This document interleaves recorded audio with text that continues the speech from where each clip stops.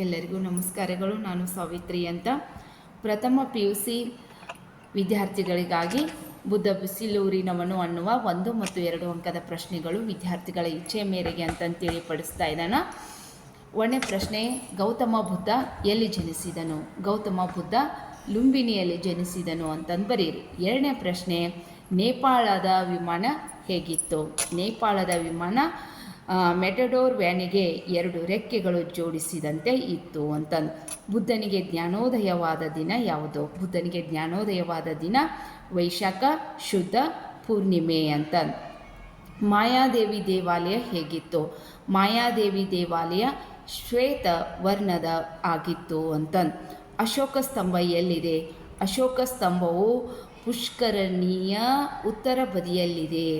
6ನೇದು, ಯಾರ ಪ್ರವಾಸ ಅನುಭವದಲ್ಲಿ ಲುಂಬಿನಿಯ ಬಗ್ಗೆ ವಿವರಗಳಿವೆ? ಹುಯೆನ್ ಸ್ಯಾಂಗನ ಪ್ರವಾಸ ಅನುಭವದಲ್ಲಿ ಲುಂಬಿನಿಯ ಬಗೆಗೆ ವಿವರಗಳಿವೆ. ಕಪಿಲವಸ್ತುವಿನ ಇಂದಿನ ಹೆಸರು? ಕಪಿಲವಸ್ತುವಿನ ಇಂದಿನ ಹೆಸರು ಲಾರ್ಕೋಟ್ ಅಂತಂದು ಬರೀರಿ ಮಕ್ಕಳ.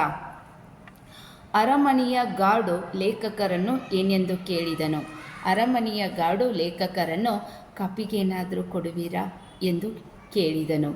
ಲೇಖಕರ ಮನಸ್ಸಿನಲ್ಲಿ ಗಾಢವಾಗಿ ಅಚ್ಚೊತ್ತಿದ್ದ ಯಾವುದು ಅಂದರೆ, ಲೇಖಕರ ಮನಸ್ಸಿನಲ್ಲಿ ಗಾಢವಾಗಿ ಅಚ್ಚೊತ್ತಿದ್ದುದು ಗೌತಮನಿಲ್ಲದ ಅರಮನೆ ಅಂತ. ಇಷ್ಟು 1 ಅಂಕದ್ದು. ಇನ್ನು 2 ಅಂಕದ್ದು ಪ್ರಶ್ನೆಗಳು. ಮಹಾನ್ ವ್ಯಕ್ತಿಗಳ ದರ್ಶನ ಅರ್ಥವಾಗೋದು ಹೇಗೆ?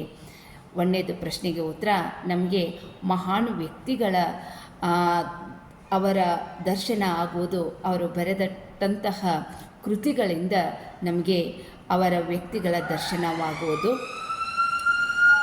ಆದರೆ ಅವರ ಹುಟ್ಟೂರು ಅಲ್ಲ, ಅವರ ಮನೆಯನ್ನು ನೋಡುವುದರಿಂದ ನಮ್ಮ ಅನುಭವಕ್ಕೆ ಹೊಸದೊಂದು ಆಯಾಮ ಸಿಗುತ್ತದೆ ಅಂತ.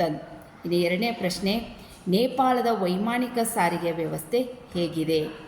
ನೇಪಾಳ ಬಹಳಷ್ಟು ಗುಡ್ಡ ಪರ್ವತ ಬೆಟ್ಟಗಳಿಂದ ಕೂಡಿದಂಥದ್ದು. ಅಲ್ಲಿ ರಸ್ತೆಗಳು ಇಲ್ಲ. ಹೀಗಾಗಿ ಆ ನೇಪಾಳದ ಪುಟ್ಟ ಊರಿನ ಸರ್ಕಾರ ಏನು ಮಾಡಿದೆ, ಸುಮಾರು 25 ಜನ ಪ್ರಯಾಣಿಸಬಹುದಾದಂಥ ವಿಮಾನಗಳನ್ನು ಅಲ್ಲಿ ಹಾರಿಬಿಟ್ಟಿದೆ.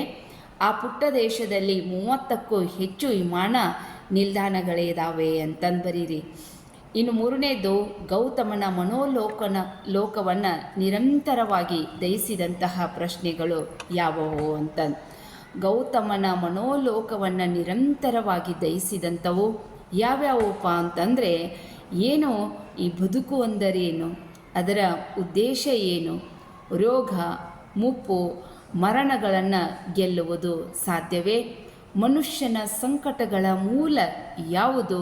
ಇತ್ಯಾದಿ ಆ ಗೌತಮ ಬುದ್ಧನ ಮನಸ್ಸುಗಳನ್ನು ದಹಿಸ್ತಾ ಇದ್ದು ಅಂತ. ಕೇಳಿದ್ದಕ್ಕೆ ಎಲ್ಲರಿಗೂ ನಮಸ್ಕಾರ.